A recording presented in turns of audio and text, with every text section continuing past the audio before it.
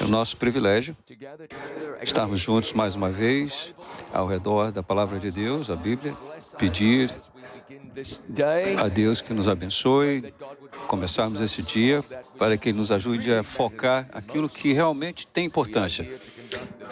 Aqui estamos para conduzir os negócios da igreja, sim, mas estamos, em primeiro lugar, entretanto, é a palavra de Deus. Oremos. Pai, chegamos a Ti através do nome de Jesus. Estamos muito mais contentes do que podemos expressar. Há 2000 anos, Jesus veio cumprir a profecia, confirmação da aliança, morreu por nós, para que pudéssemos viver a despeito dos nossos pecados, dos nossos corações endurecidos. E aqui estamos hoje, Senhor, para pedir que nos ouça. Muito obrigado pela presença do Teu Espírito Santo, pelos anjos que andam em nosso meio. E agradecemos, Senhor, que Tu és a cabeça desta igreja. Te pedimos que o Senhor abençoe, que as palavras que sejam faladas e os pensamentos possam todos ser consagrados e ordenados por Ti. Fala ao nosso coração, Senhor. Em nome de Jesus, todos disseram amém. Em 2013, um vendedor ambulante montou uma barraca no Parque Central, em Nova York, alegando estar vendendo obras originais do artista britânico Banksy. Vocês conseguem enxergar esse quadro facilmente, né?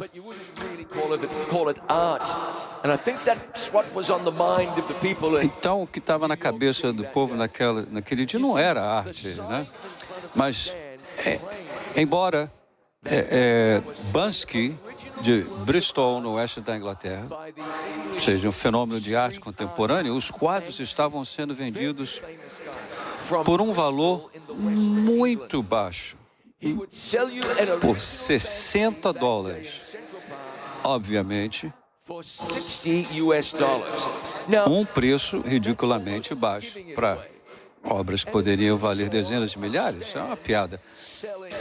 Imagina a cena, famoso artista Banksy, por $60. Então as pessoas pensaram assim, isso é fake, isso não é verdade. Então,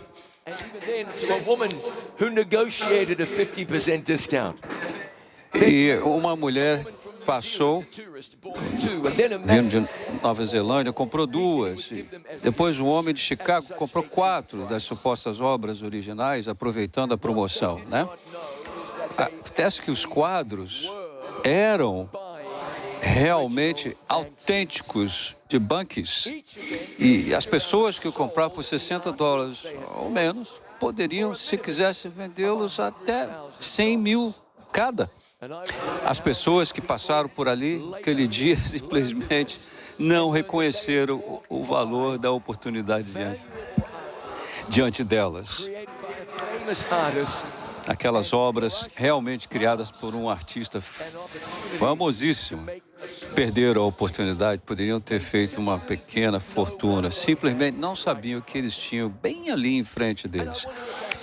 E podemos nos encontrar, eu fico pensando, numa situação semelhante em nossas mãos. Se a gente realmente sabe o tesouro que temos aqui em nossas mãos, 1.189 capítulos, 66 livros, uma Bíblia, a palavra de Deus viva, eficaz e mais penetrante que qualquer espada de 2 gumes, uma revelação de Jesus, o poder de Deus para a salvação, uma lâmpada para os nossos pés e luz para o nosso caminho. O mesmo poder, presta atenção, que diz, haja luz. Esse poder está presente exatamente dentro da palavra de Deus. Pedro disse assim, porque não seguimos fábulas engenhosamente inventadas. Ele falou como testemunha ocular da majestade de Jesus e de ouvir a voz que dizia, este é o meu filho amado. Então ele afirmou, temos ainda mais firme a palavra da profecia, a qual bem fazeis em estar atentos. Palavra profética. Uma coisa absolutamente confiável, como diz uma tradução.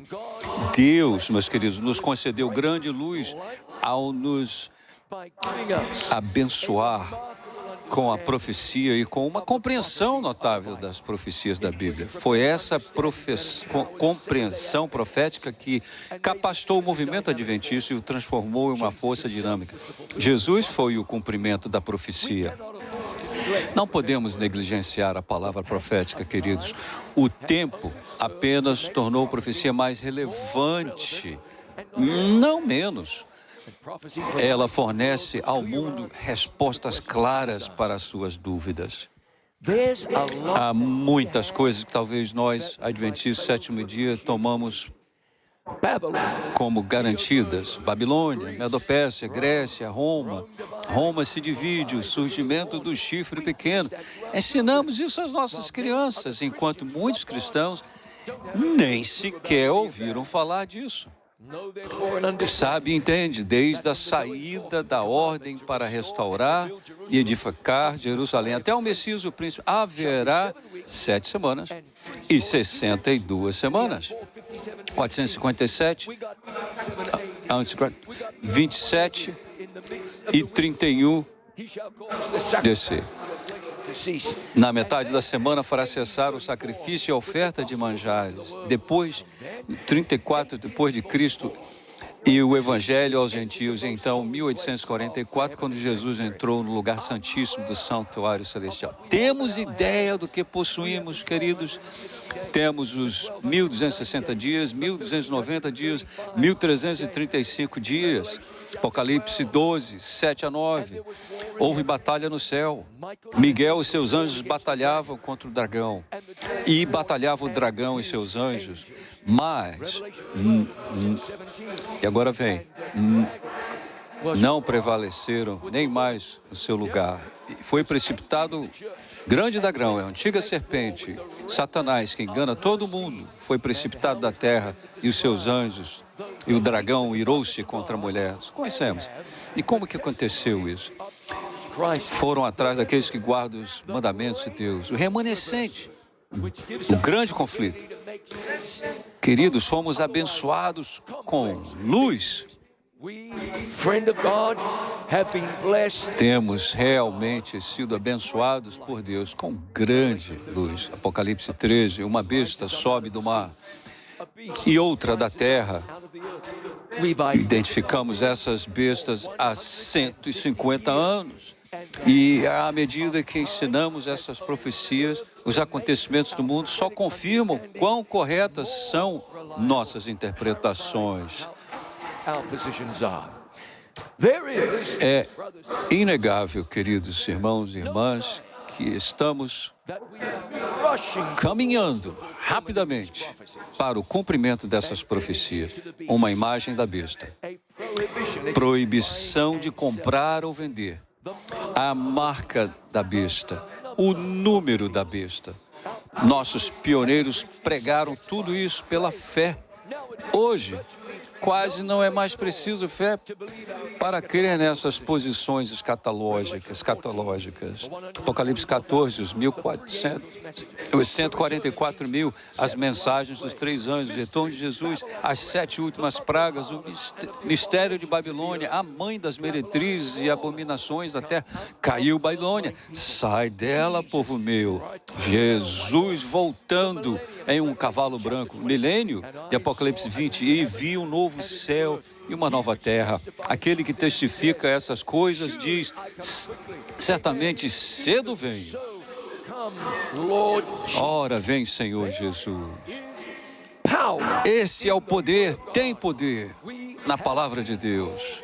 Fomos chamados para pregar as profecias da Bíblia com toda a coragem. Não para mostrar o quanto somos inteligentes ou certos ou superior, mas não para expor a ignorância dos outros, mas para iluminar a veracidade da Bíblia, exaltar Jesus na cruz, o Filho de Deus, o verdadeiro Filho de Deus. Perfeito. Aqui está a continuação da tradução. Não precisamos ser imprudentes com essa mensagem. Grande luz traz grande responsabilidade. Devemos lembrar do tempo, do lugar em que tato e graça são necessários. Mas não precisamos ser tímidos. As pessoas estão procurando as respostas. Um dos nossos delegados aqui nessa semana, quando era adolescente, queria entender o futuro. Uma igreja sobre a qual ele não sabia quase nada. Estava organizando um seminário profético. Ele viu a propaganda 4 vezes diferentes, entrou na igreja e foi convertido. E hoje é autor, evangelista, pastor e presidente da associação.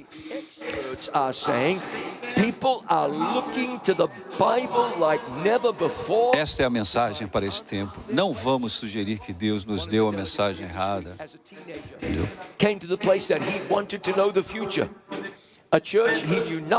Deus sabia o que estava fazendo.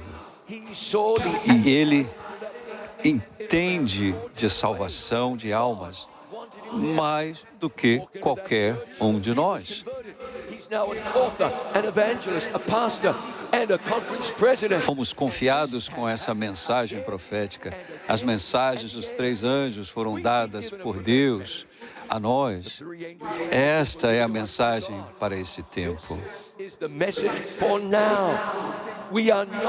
Ao longo da nossa história, queridos, surgiram aqueles que promoveram ideias sensacionalistas e especulativas e parecem sempre atrair seguidores.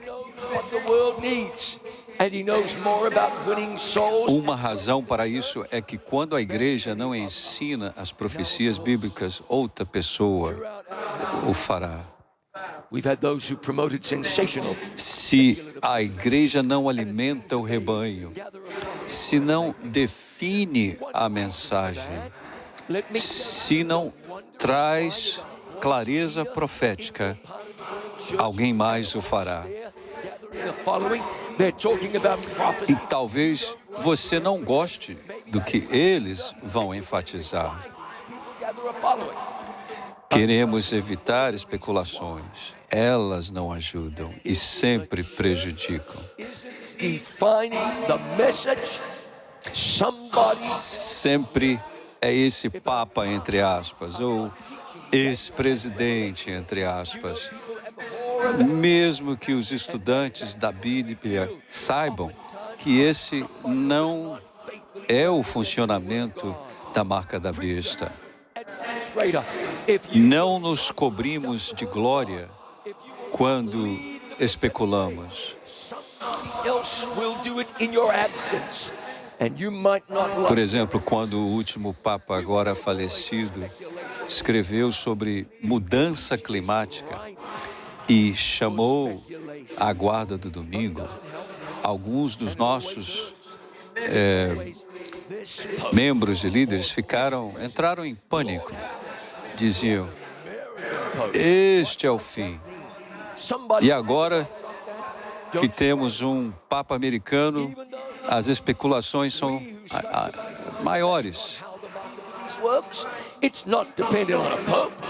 Mas ainda não é a hora do fim. E agora o autor do documento, daquele primeiro documento, já faleceu. Os entusiastas dessa especulação sensacionalista estão em silêncio, aguardando a próxima teoria bombástica. Algumas pessoas aqui, quem sabe, estão culpadas do que eu vou falar. O último Papa, que agora já morreu, escreveu um documento sobre mudança climática. E depois, esse documento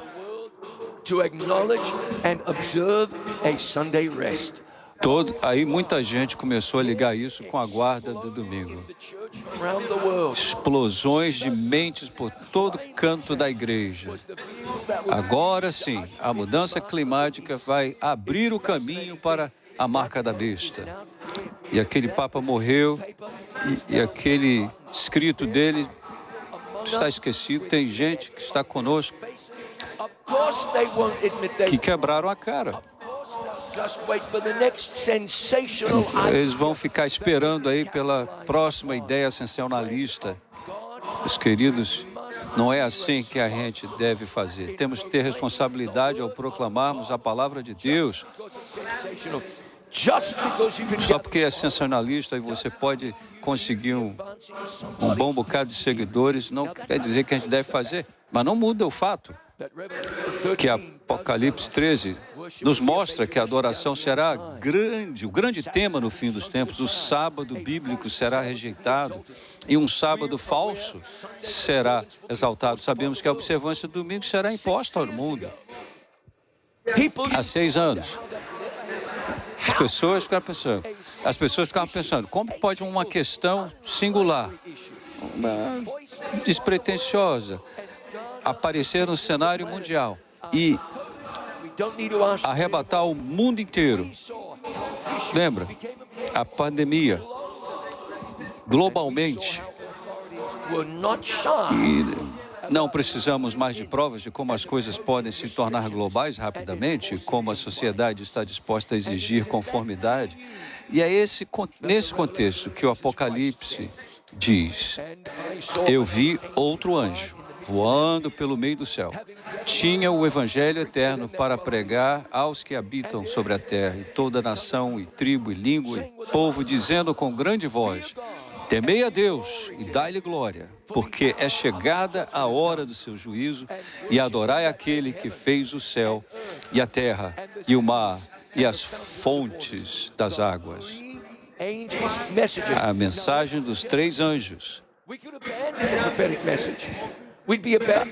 A gente podia abandonar tudo, mas estaríamos abandonando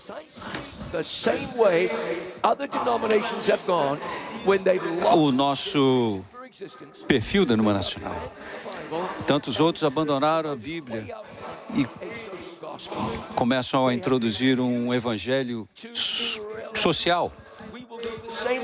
Não devemos cair nessa vala. Temei a Deus e dai-lhe glória. Comprometimento com Deus. É chegada a hora do juízo. E temos um sumo sacerdote no céu. Oh, que glorioso! Um mediador entre o Pai, advogado. Você tem um amigo lá no céu. Não tem problema. Não há medo. Adorai aquele que fez o sábado. Uma citação do 4º mandamento tão clara que não se pode ignorar.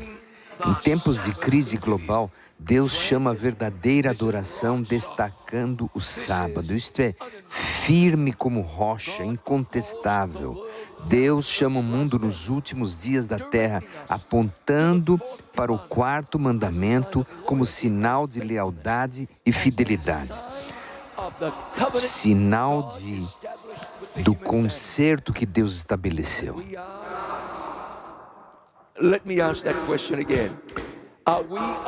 Será que compreendemos realmente o que temos no sábado?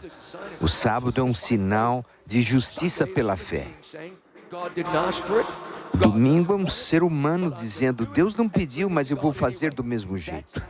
É Caim oferecendo o fruto da terra como sacrifício. Sábado, claro que eu não estou falando com pessoas que não sabem, mas o sábado, por outro lado, é dizer: Senhor, se é da tua vontade, se eu sou a única pessoa fazendo isso, e as pessoas desaprovam, eu permito que a tua vontade se cumpra em minha vida.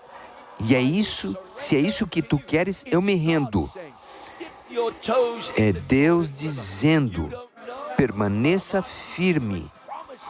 Eu estou prometendo a você que o rio se abrirá. É Deus dizendo: grite para as paredes de Jericó e eu vou derrubá-las. É Deus dizendo: fale para a rocha e a água virá. Lembre-se do sábado para mantê-lo santo. É a palavra de Deus.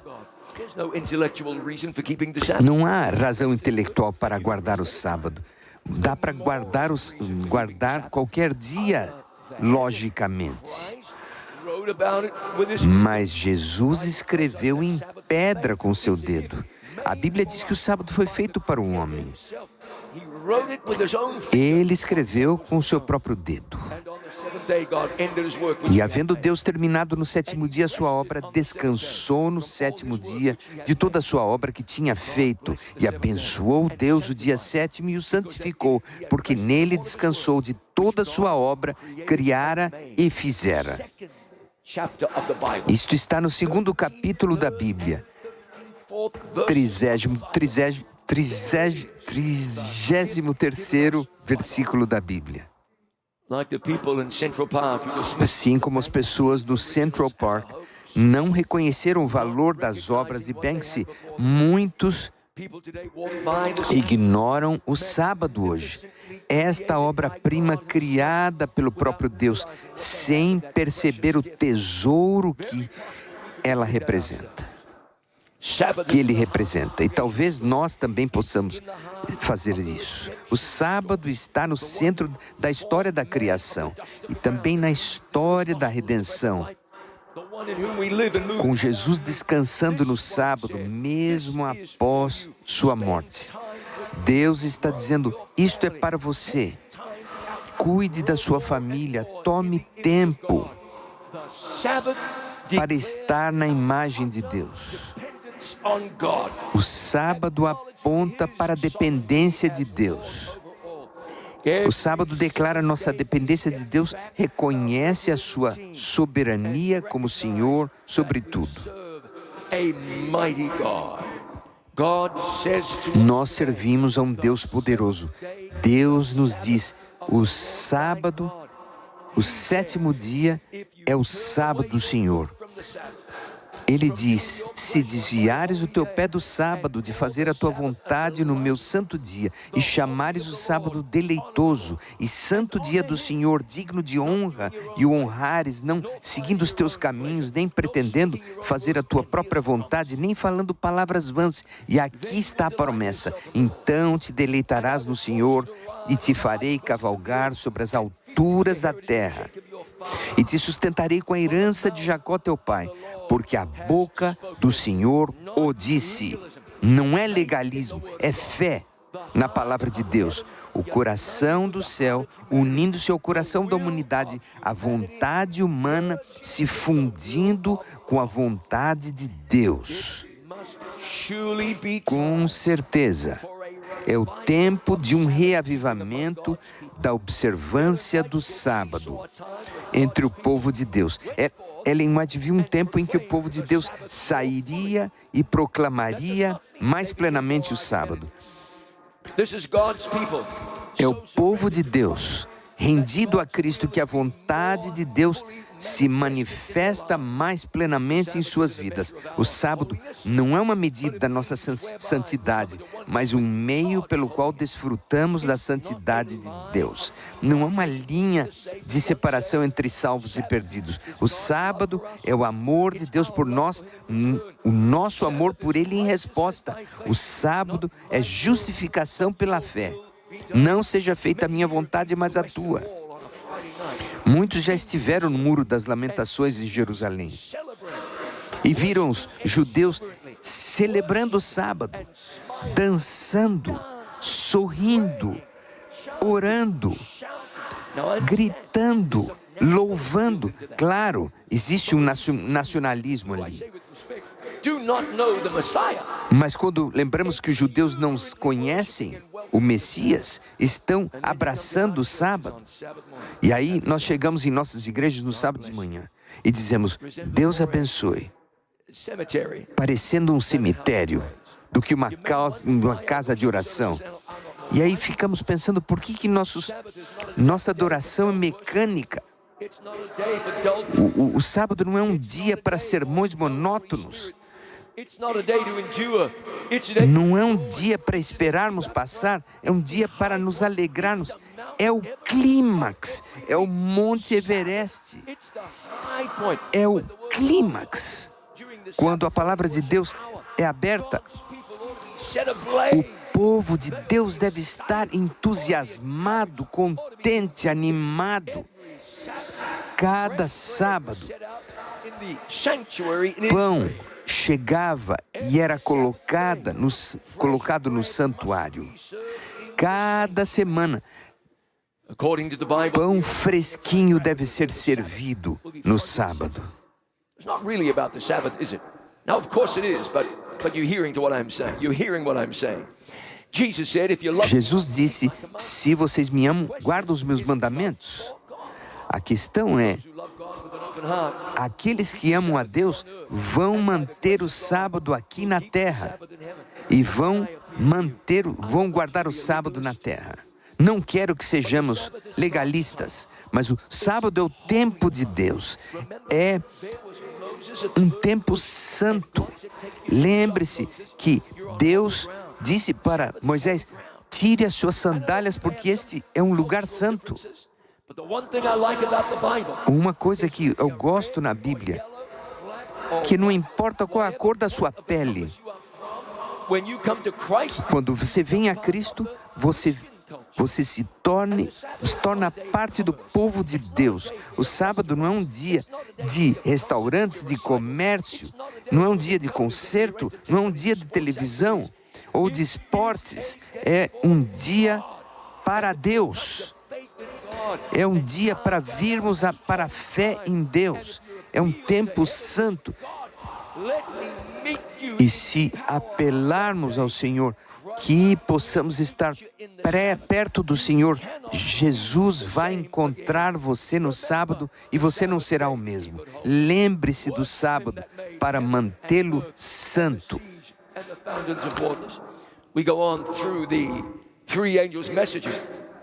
E chegamos às 3 mensagens angélicas. Caiu a Babilônia. Se algum homem adorar a besta, vai beber da cólera de Deus. O ensinamento de Deus é a justificação pela fé. Como que nós concluímos então? Alguém vai estar tímido. Alguém vai dizer, pregador, a justificação é pela fé. Mas Deus esclareceu. Em Apocalipse 14:12, aqui está a paciência dos santos. Aqui estão os que guardam os mandamentos de Deus e a fé de Jesus. As mensagens dos 3 anjos se resume num verso. Fé na capacidade de Jesus de nos salvar amplamente, plenamente e totalmente. Esta é a fé de Jesus. Antes, adorai aquele que fez os céus e a terra. Eles que guardam os mandamentos de Jesus, os mandamentos de Deus e a fé de Jesus. O homem não viverá por pão somente, mas por cada palavra vinda da boca de Deus. Nós aceitamos pela fé.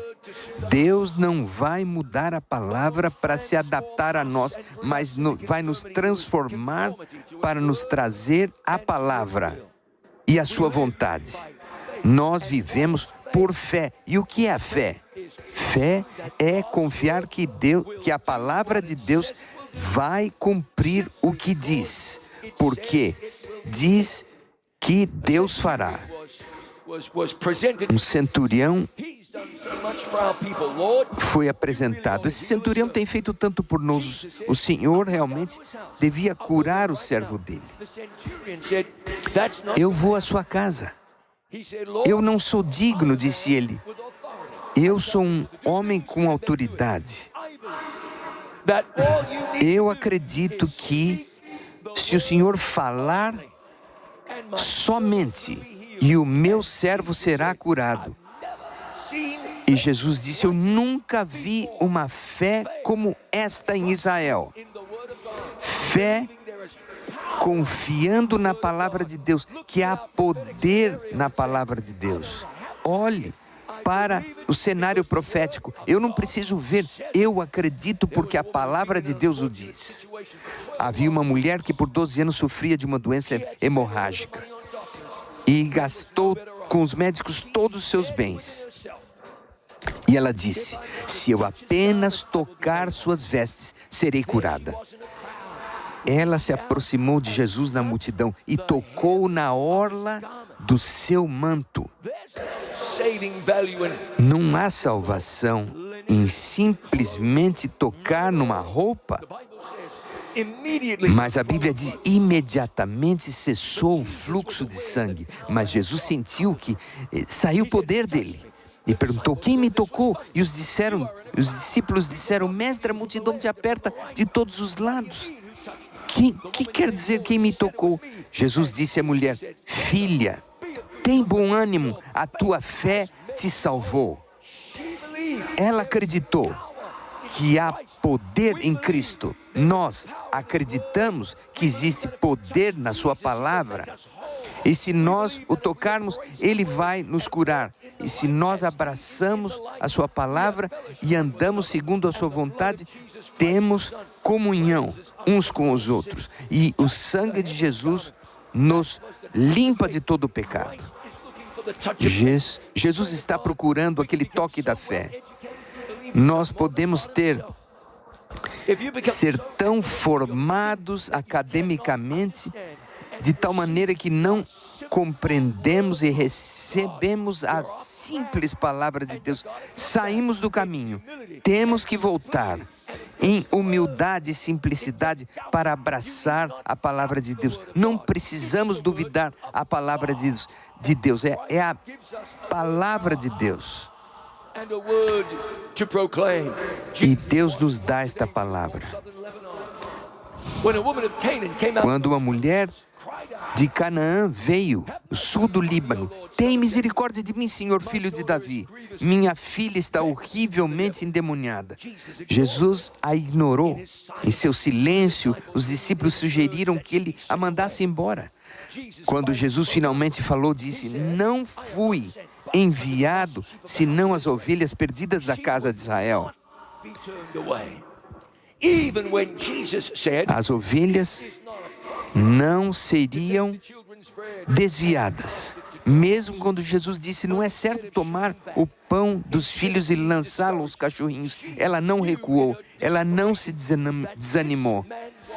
Ela sabia que Jesus era a sua única esperança, acreditava que Ele atenderia a sua necessidade. E ela disse: verdade, Senhor, mas até os cachorrinhos comem das migalhas que caem da mesa de seus donos. Então Jesus estava maravilhado.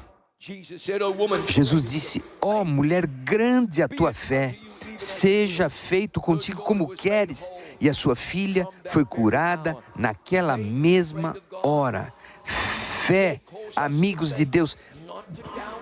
Deus nos convida a confiar, não a duvidar. Nós